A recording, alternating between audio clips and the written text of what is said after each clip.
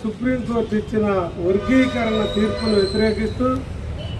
భారతదేశ వ్యాప్తంగా జరుగుతున్న ఉద్యమాల్లో భాగంగా ఇక్కడ ఈ రాష్ట్ర ప్రభుత్వం కూడా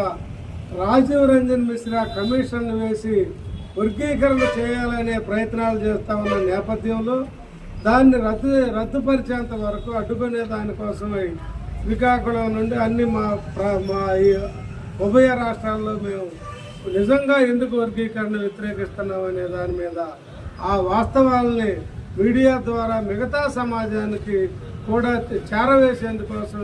ఈ సమావేశం ఉద్దేశించబడింది. ఎందుకంటే మీటింగ్ అయినా సరే వారు పిలిచారంటే మనం పిలిచారనుకోవడానికి ముందంజలో ఉంటారు, వచ్చి డేట్ ఇస్తారు, వస్తానంటారు, ఆయన వచ్చి ఆయన ప్రసంగం ఆయన చేసుకుని వెళ్ళిపోతారు. కానీ ఎటువంటి రాజకీయ పార్టీతో సంబంధం పెట్టుకోడు ఆయన. ఎందుకంటే నాకు తెలుసు 96 నుంచి అన్నయ్య గారు మేము చిన్నప్పుడు మంచి వయసులో ఉన్నప్పుడు మరి అర్జున్ కానీ నేను కానీ గార సంజీవరావు కానీ మన ఏరుపేరు సూర్యనారాయణ కానీ మన నలపర్తి నాగరాజు కానీ అప్పుడు మేము యూత్ వారిని అలాంటి టైంలో కూడా అన్నయ్య గారు వచ్చినప్పుడు రామారాజ్యంలో